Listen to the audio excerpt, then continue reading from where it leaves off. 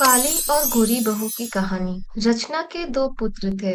दोनों ही विवाह के योग थे। रचना दोनों की शादी एक बड़े घर की अमीर और गोरी लड़कियों के साथ तय कर देती है। आज बारात निकलने वाली है। रचना अपने दोनों बेटों को दूल्हा बना देख बहुत खुश होती है, परंतु रचना का बड़ा बेटा रवि इस विवाह से खुश नहीं था और बारात निकलने से पहले नम आंखों से अपनी माँ से कहता है, माँ, मैं ये विवाह नहीं कर सकता। मैं शांति से प्रेम करता हूँ और उसी से विवाह करूँगा। रचना अपने बड़े बेटे को डांटती हुई कहती है, तुम्हें मेरी पसंद की हुई लड़की से ही विवाह करना पड़ेगा। इतने में वहाँ से रचना के पति आ जाते हैं और कहते हैं, तुम कैसी माँ हो, अपने बेटे की नम आँखों को नहीं देख सकती। उसकी खुशी शांति के साथ है। यह कह के पिता अपने बेटे रवि को आशीर्वाद देते हुए कहते हैं, जाओ बेटा, तुम अपनी पसंद की लड़की से विवाह कर लो। पिता का आशीर्वाद लेकर रवि घर से चला जाता है। इधर रचना गुस्से में कुछ कह भी नहीं पाती और अपने छोटे बेटे संजीव की बारात लेकर चली जाती है। दोनों का विवाह हो जाता है। दोनों अपनी पत्नियों के साथ घर आते हैं। रचना की बड़ी बहू काली और एक गरीब घर की थी। रचना उसे देखते ही मुंह फेर लेती है और केवल अपनी गोरी बहू का ही गृह प्रवेश करती है। विवाह के बाद आज दोनों बहुओं की पहली रसोई थी, परंतु रचना अपनी गोरी बहू से कुछ भी काम ना करने के लिए कहती है। काली बहू अकेले ही बहुत सारा पकवान बनाती है और अपनी सास से कहती है,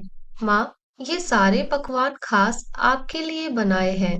इस पर रचना कहती है, तो कोई नया काम तूने नहीं किया है और ये सब करके तू मेरा दिल नहीं जीत सकती। यह सब देख गोरी बहू बहुत खुश होती है और काली बहू के सामने हंसने लगती है। इसी तरह से रचना काली बहू का अपमान करती और उसे घर के सारे काम करवाती है।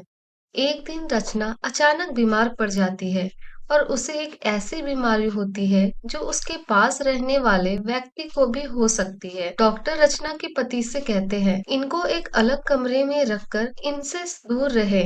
यह सुनकर गोरी बहू कहती है, नहीं नहीं डॉक्टर साहब, यह इस घर में नहीं रह सकती, नहीं तो मुझे भी ये बीमारी लग जाएगी। इन्हें घर से निकालकर किसी सरकारी हॉस्पिटल में डलवा दीजिए। यह सब सुनकर काली बहू कहती है, नहीं बाबूजी, मेरी सासू माँ कहीं नहीं जाएंगी, इनकी सेवा मैं करूंगी। और फिर उस दिन से काली बहू दिन रात अपनी सास की सेवा करती और वो जल्दी ही ठीक भी हो जाती। जब गोरी बहू देखती है कि उसकी सास एकदम ठीक हो गई है, तब गोरी बहू उसके सामने आकर अपनी नम आंखों से कहती है, माँ जी, मैं आपके लिए बहुत परेशान थी और भगवान से बहुत प्रार्थना करती।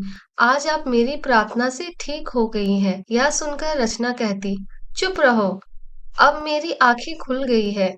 मैंने अपनी बड़ी बहू के साथ बहुत गलत व्यवहार किया। मुझे माफ कर दो बड़ी बहू, यह रंग रूप जैसा कोई चीज नहीं होता। इंसान का व्यवहार ही सबसे सर्वश्रेष्ठ होता है।